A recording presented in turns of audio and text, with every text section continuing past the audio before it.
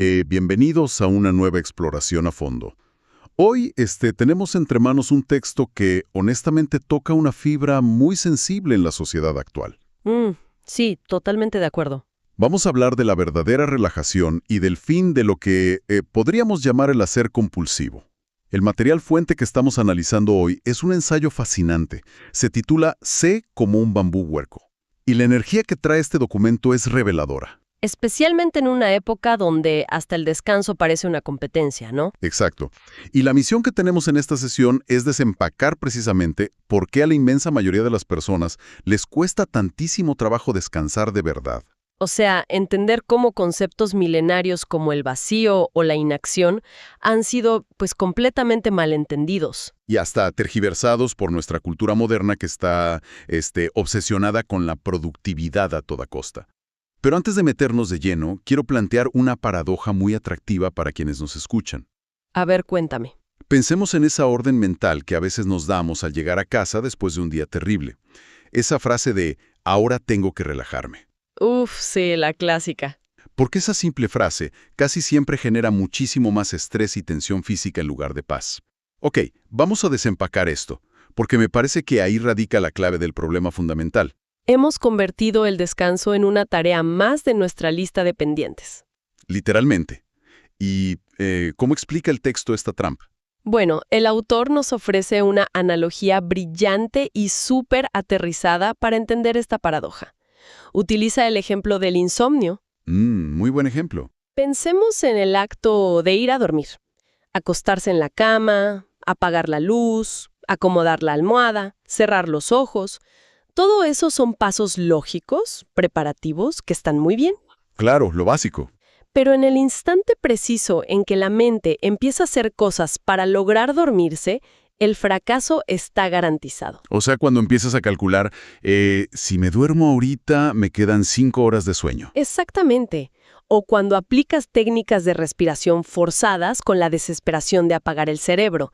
El único resultado ahí es un insomnio galopante. El sueño no llega por la fuerza de voluntad. Llega cuando dejas de intentar controlarlo todo. Así es. Y con la relajación profunda ocurre exactamente el mismo fenómeno. No se puede fabricar con herramientas, simplemente se permite. Es como estar en la cama pensando, tengo que dormirme ya porque mañana la junta es a las 7. Y ese solo pensamiento es como tomarte 3 tazas de café. Literal. Ahora, el texto introduce una figura conceptual fascinante para explicar esto. Le llama el ventríloco. ¿Cómo opera esta figura dentro de nosotros? El ventríloco. Mira, el autor lo utiliza para personificar esa voz interna incesante, esa estructura del ego, digamos, que todos llevamos dentro y que parece dictar cada uno de nuestros movimientos. ¿Como un narrador constante? Exacto. Y la lógica operativa de este ventríloco es siempre la misma. Hacer, mejorar, conseguir, alcanzar, protegerse. No conoce otra forma de interactuar con el mundo. Y me imagino que cuando este personaje escucha hablar de relajación, entra en pánico. Sufre un cortocircuito total. Lo convierte inmediatamente en un proyecto personal. Lo vuelve una obligación neurótica. Claro, la voz empieza a dictar, ahora hay que respirar profundo, ahora vacía la mente. Ahora suelta la tensión del cuello. Y al hacer eso, el estado de relajación se esfuma en ese mismo segundo.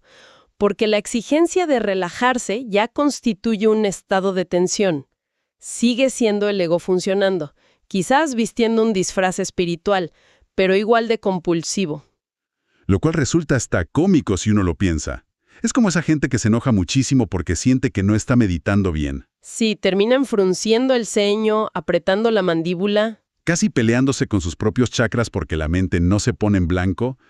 Y el texto no se guarda nada al respecto. Habla de la tiranía de la palabra debo. El famoso debo. Lo fascinante aquí es cómo el autor describe el debo no como una virtud, que es lo que nos enseñan, sino como una forma de locura socialmente aceptada.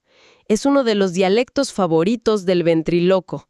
Transforma la experiencia de estar vivos en un examen perpetuo, básicamente. Totalmente. Hay una cita en el material fuente que es vital destacar. Define el debo como actividad congelada, obsesión moralizada. ¡Wow! Obsesión moralizada.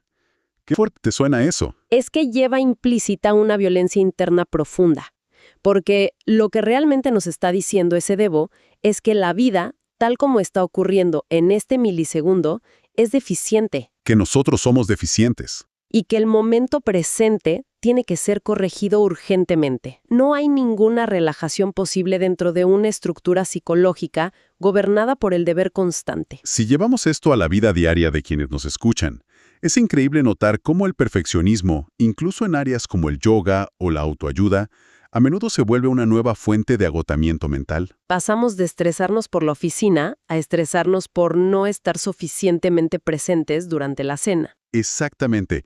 El texto lo resume con una contundencia brutal. El debería estar en paz ya es guerra. Y esa guerra interna, constante, nos lleva a la gran diferencia que plantea el ensayo entre lo que es comprender y lo que es simplemente controlar. Este es el núcleo de cualquier verdadera transformación. Sí, vi que el texto hace un contraste muy marcado entre la disciplina impuesta por la fuerza y la lucidez que surge de la observación. Es que el ventríloco cree fervientemente que el ser humano cambia a través de la disciplina militar, del control férreo. Pero el cambio duradero solo se da por la comprensión profunda. Y ahí me surge mucha curiosidad, porque el texto marca una diferencia enorme entre soltar algo por puro esfuerzo de voluntad y dejarlo caer por lucidez. Ajá. Para aterrizar esto, me imagino que es la diferencia entre morderte la lengua para no revisar los correos del trabajo un domingo, lo cual te deja exhausto, versus genuinamente comprender que ese correo no va a cambiar nada hoy y simplemente dejar el teléfono en la mesa. Es por ahí. El ejemplo del correo dominical es perfecto. Funciona exactamente desde esa raíz. Si uno fuerza una conducta a desaparecer mediante la pura fuerza de voluntad, mediante la represión, lo que ocurre a nivel interno es que dejas una cicatriz. Hay un desgaste tremendo. Claro, te estás peleando contigo mismo. Y lo más paradójico, como señala el texto, es que ese esfuerzo titánico simplemente engorda al ego. Nace este personaje interno que dice: yo vencí ese impulso, yo tengo una gran fuerza de voluntad. Cambió la acción exterior, porque no abriste el correo, pero la estructura de control interno sigue intacta. Exacto. El ventríloco sigue al mando sumándose medallas por su gran disciplina. El problema no se resolvió, solo cambió de forma, y ahora el ego se siente superior. En cambio, cuando la inteligencia del organismo realmente comprende la raíz de un movimiento, cuando ve con absoluta claridad su costo interno y su inutilidad, esa conducta cae por sí sola, como una hoja seca que se desprenda de un árbol. Se desploma sin necesidad de ejercer fuerza. Así es, y como no hubo una victoria basada en la represión, el ego no tiene de qué alimentarse. Simplemente hubo claridad, y la acción compulsiva perdió su motor. Aquí es donde se pone realmente interesante la exploración, porque esta idea de que las cosas caigan por su propio peso cambia por completo lo que entendemos culturalmente por el concepto de no hacer. Sí, es un término muy mal entendido. Para muchísima gente en nuestra sociedad hiperactiva, escuchar no hacer suena a quedarse tirado en el sofá viendo televisión todo el día. Suena a apatía total. Ya hay un malentendido peligrosísimo ahí en la interpretación occidental. El no hacer del que habla este ensayo no es sinónimo de inactividad física o letargo. La diferencia real no está entre moverse o no moverse por fuera. ¿Dónde radica entonces? Radica entre una acción que nace de la compulsión neurótica, del miedo, y una acción que nace de una respuesta genuina y limpia a lo que requiere el momento presente. Las imágenes visuales que usa el texto para explicar esto son geniales. Nos pide imaginar a una persona sentada, completamente inmóvil, tal vez en posición de loto perfecta tratando de meditar, pero que por dentro es pura actividad interna. Físicamente parece una estatua, pero mentalmente está corriendo un maratón. Está rumiando una discusión de hace 5 años, planificando la reunión del futuro, juzgándose por no concentrarse. Físicamente no hace nada, pero el nivel de estrés es altísimo. Y por el otro lado, contrasta esa imagen con alguien que puede estar cocinando o caminando por un parque, pero que realiza esos movimientos desde una profunda quietud interior. El cuerpo se mueve, lava los platos, pero no hay un centro neurótico comentando cada acción. Esa distinción es la clave. El verdadero no hacer significa dejar de fabricar movimiento psicológico innecesario. Es el estado donde la energía vital está en reposo dentro de sí misma, como un estanque profundo sin viento. Y si hay una emergencia, pues actúas. Por supuesto. La relajación no te vuelve inútil. La gran diferencia es que ya no te mueves constantemente para escapar de ti mismo. La acción deja de ser una huida constante del vacío que tanto aterra al ego. Y hablando de ese vacío, creo que es el momento perfecto para traer a la mesa la metáfora principal de nuestro material hoy, el bambú hueco. Una metáfora bellísima. Poética, sin duda. Pero después de leer el texto, me di cuenta de que es tremendamente práctica para visualizar cómo deberíamos operar. ¿Cómo desglosa el autor esta imagen del bambú? Es rica porque detalla 3 cualidades esenciales. La primera cualidad es el vacío interior. A diferencia de otros árboles, el bambú no está lleno de sí mismo. Carece de un centro rígido y denso. Al estar hueco por dentro, permite que el viento pase a través de él sin encontrar una pared de resistencia. Es como dejar de ser un obstáculo para las cosas que de todos modos van a suceder. Exacto. Luego está la segunda cualidad natural, que es la flexibilidad. Cuando hay una tormenta violenta, el bambú no intenta imponerse a la naturaleza. No resiste con rigidez porque se quebraría. Se dobla hasta casi tocar el suelo. Cede ante la fuerza incontrolable, y una vez que pasa la tormenta, simplemente vuelve a su centro original, ileso. Y la tercera cualidad, quizás la más hermosa, es la disponibilidad. La capacidad de convertirse en una flauta. Precisamente, porque mantiene ese vacío interior. Tiene la disponibilidad de crear música cuando el aire pasa a través de él. Esa idea de convertirnos en un instrumento disponible me voló la cabeza. Y para resaltar esto, el autor hace un contraste muy agudo comparando al bambú con un trozo de madera maciza. Sí, esa comparación es dura pero muy cierta. Nos explica que si uno está demasiado lleno de sus propias historias personales, saturado de opiniones, paralizado por el miedo al juicio ajeno, uno se vuelve exactamente como esa madera maciza. El texto dice, útil quizá, pero muda. Podemos cumplir funciones en el sistema, pero al estar tan llenos de nuestro ego, bloqueamos cualquier posibilidad de que surja la música de la vida a través de nosotros. Y la evidencia más clara de que estamos operando como madera maciza se manifiesta en el ruido mental constante. La famosa mente parlanchina. El texto aborda esto de manera muy directa. Argumenta que la gran mayoría del ruido ensordecedor en nuestra cabeza se sostiene simplemente porque nosotros mismos no dejamos de alimentar el circuito. Estamos continuamente comentando absolutamente todo lo que pasa. Traducimos cada sensación a palabras. Nos pasamos el día explicando la realidad de nuestra mente en lugar de experimentarla. Y el texto plantea una instrucción que suena simple. Boca cerrada, mente vacía. Pero, siendo realistas, para alguien que vive en la ciudad hoy en día, apagar la mente suena a proeza mística. ¿Cómo pasamos de esa idea inalcanzable a algo práctico? ¿Cómo vaciamos la mente sin que el ventríloco lo vuelva otra tarea agotadora? El autor es muy claro en que no es un truco de magia. Es un proceso de sustracción, no de adición. Se trata de dejar de darle alimento extra a los pensamientos. Detener el comentario automático. Exacto. La mente produce pensamientos. Esa es su función natural, igual que el corazón late. El problema no es el pensamiento inicial, sino la cadena narrativa que le sigue. Si decides no subirte al tren de esa historia, el pensamiento inicial simplemente pierde fuerza y cae. O sea, el lenguaje interno es lo que nos atrapa. El lenguaje es una herramienta evolutiva maravillosa, pero cuando se vuelve una actividad compulsiva, crea una capa artificial sobre la realidad. Dejamos de sentir la lluvia y empezamos a pensar en lo molesta que es y en cómo nos va a arruinar los zapatos. Y el ventríloco vive exclusivamente de esa continuidad narrativa. Su poder reside en que le prestemos atención a sus historias. Si dejas de darle charla, si dejas de obedecer cada pensamiento como si fuera una verdad absoluta, su trono empieza a tambalearse. El silencio interno es simplemente el espacio vasto que queda al descubierto cuando dejas de comentar cada aspecto de la existencia. Entonces, ¿qué significa todo esto a nivel práctico, en el cuerpo humano? Porque ya hablamos de no forzar los cambios, de estar vacíos y flexibles, de detener el ruido. Pero, ¿cómo se experimenta físicamente esta relajación total? Si conectamos esto con el panorama general, nos damos cuenta de que frases como relaja el cuerpo o relaja la mente se quedan cortas. Son visiones fragmentadas. Claro. Puedes soltar la tensión de los hombros con un masaje, pero si sigues atrapado en el ventríloco, seguirás tenso por dentro.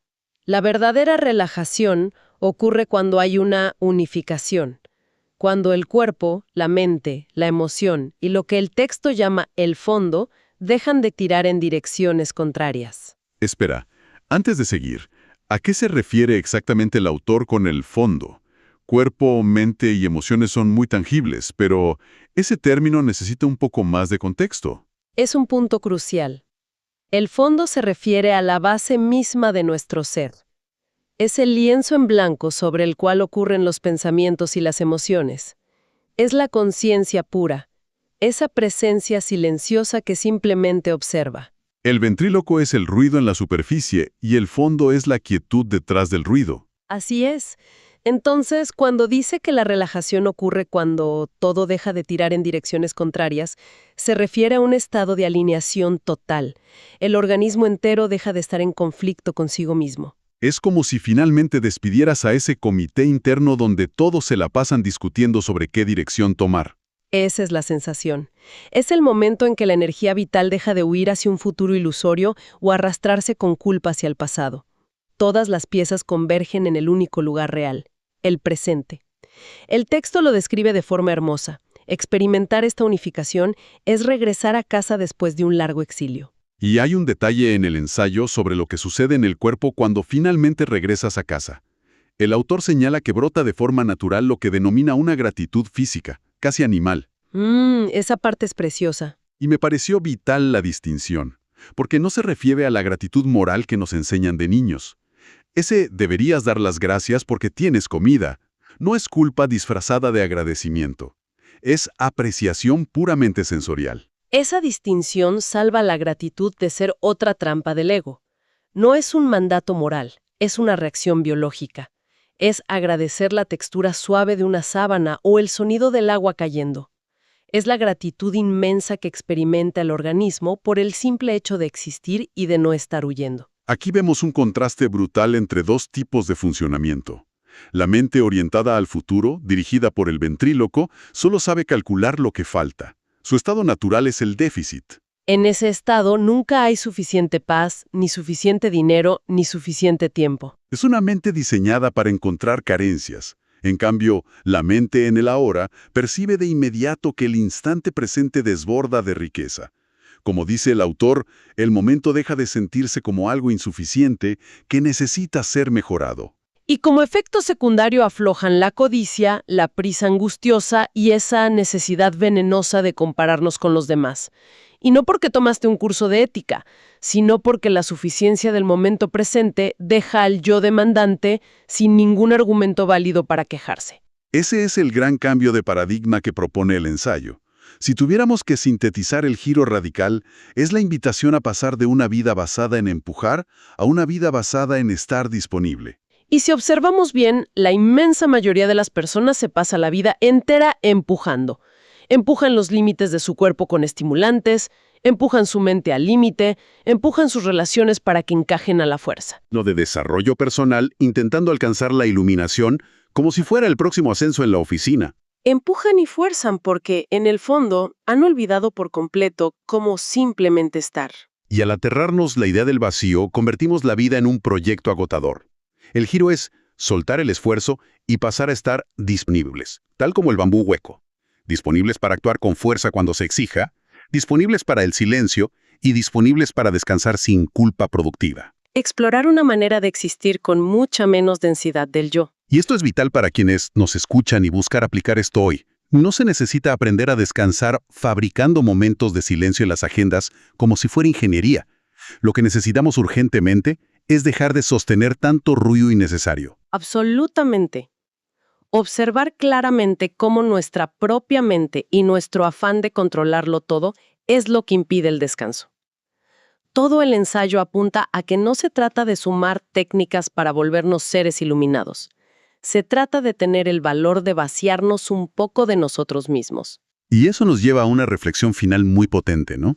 Sí, esto plantea una pregunta importante, que aunque no está tan explícita en las páginas, se respira en cada línea. Y es el verdadero reto de fondo. Pensemos detenidamente en esto. Si pasamos toda nuestra vida, desde que somos pequeños, construyendo un yo denso, ruidoso y lleno de opiniones, Un personaje armado para defendernos del mundo. cuando finalmente permitimos que el viento pase a través de nosotros sin encontrar resistencia. ¿Acaso el mayor miedo del ser humano moderno no es realmente la inacción o el fracaso ante la sociedad, sino el terror absoluto a descubrir quiénes somos cuando ese ventríloco que nos ha dictado la vida entera finalmente se queda callado? ¡Wow! ¡Qué manera tan profunda de cerrar este análisis! Es una pregunta que definitivamente nos deja a todos con muchísimo material para reflexionar y, ojalá, para experimentar en carne propia ese silencio. Agradecemos inmensamente a las personas que nos escuchan por habernos acompañado en esta exploración a fondo. Hasta la próxima.